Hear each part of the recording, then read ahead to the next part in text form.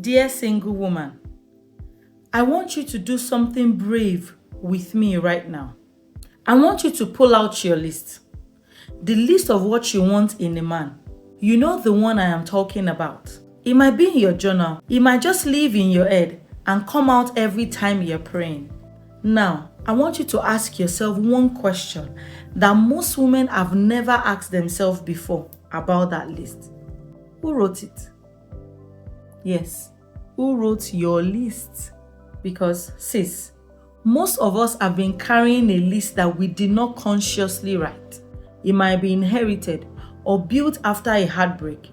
Sometimes you even downloaded that list from culture and you've been calling it your standard without ever stopping to pause and think, where did this actually come from? Today, I am starting what I call the list series. And we are starting from here. Not really what is on your list, but where did your list actually come from? Because the origin of your standard shapes everything about its quality. A list built on the wrong foundation will lead you to the wrong door, even if every item on that list sounds perfectly reasonable.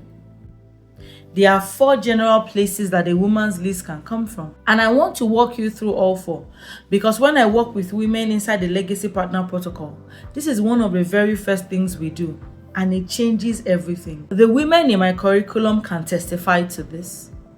What are the 4 sources of your list? 1. Modeled standards. What marriage looked like to you when you were growing up?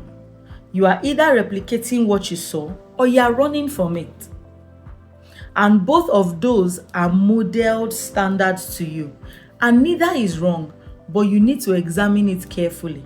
A woman that her father was emotionally absent may either have emotional availability at the top of her list, and that is wisdom. Or she may have overcorrected and now dismisses any man who needs time to process emotions, calling him unavailable. So what has happened is that wound has shaped the standard in a way in which she has not fully traced. Number 2, cultural standards. And I call this the 6-foot rule. So it looks like the income bracket, the car, the body type, the neighborhood he lives in. These are largely cultural constructs, and they have very, very little correlation to what actually makes marriage work. Number 3, wound-based requirements. These sound like standards, and they use the language of boundaries, but the origin is pain, not wisdom. Commonly, this type of list is written after you've been hurt, maybe after a heartbreak. They are protective documents dressed up as discernment. There's a huge difference. Number 4, value-based standards. These are the ones that actually belong on your list. So you talk about something like active faith, emotional health, marriage readiness, family vision, integrity. This list is rooted in who you are and what you're building. And this is the one to keep and strengthen. So look at your list right now. Most of you probably have 1 or 2 or 3 sources. And that doesn't make you broken. It makes you human. The work is learning to sort through that list. So here is your assignment. I need you to actually do this assignment. Do not just watch this video and move on. Write down your lists. Really write it down, like everything. Even the ones that you're a little embarrassed about and you don't want to admit it, write it down. Then I need you to run every single item on your list through these 3 questions. If I had this, would my marriage actually be stronger? Not would I feel better on the first date? Not would my friends be impressed?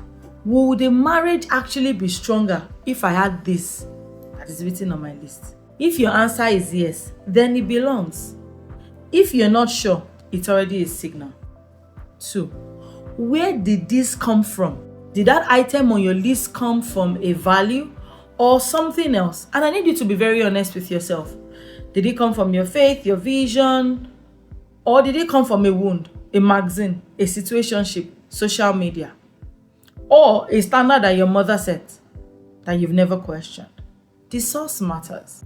3, would the woman I'm becoming, not the one I was, the one I am becoming, have this on our list? This one is what I call the growth test.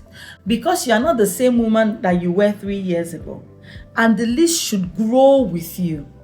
Some things you will keep. Some things will naturally fall away. Some, you will realize it belongs to an older version of yourself, and that version deserves to be released. I'll give you a prime example. I had a client, her name was Tola. Tola came to me with a list of about 28, 27 things, and we ran through everything.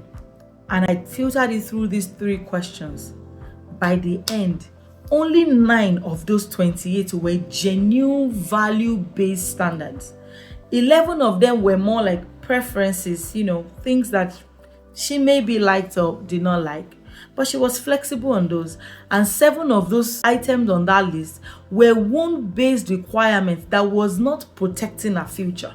They were actually protecting her from her past. She didn't lose her standards that day. She found them when we had the session. For the first time, she actually knew what she was looking for and why. Clarity changed how she dated. It changed who she gave her time to. And within 8 months, she was in the most beautiful relationship of her life. A refined list is not a shorter list. It is an honest one. Scripture says in Psalm 37 verse 4, it says, "Delight yourself in the Lord, and He will give you the desires of your heart." The key word here is delight, not perform, not impress, not hustle. Delight. You need to orientate your heart toward God first. When you do that, and God is genuinely the center of your heart, something beautiful starts to happen within you. Your desires start to align with His purpose for your life. Then, your list can get refined from the inside out. Not by the world, but by the word. I need you to stop wanting what looks good, but what is actually good. Because a woman whose desires is God-shaped will never have to settle. She will recognize what she's been prepared for. So do your assignment. Write down that list. Be honest with yourself. Be brave. Because the woman who knows exactly what she's looking for and why, that woman walks into every situation with clarity that most people can shake. Bring your notes back. Because in part 2, we'll talk about what a standard is, what a preference is, and things is going to start to shift for you. Drop it in the comments if you are brave enough to interrogate your list this week. I want to know you did this. Send this video to all your community and all your friends. Let's have real, honest conversation. I will see you in the next video. I am Coach Temi. I love you and I'm rooting for your love life.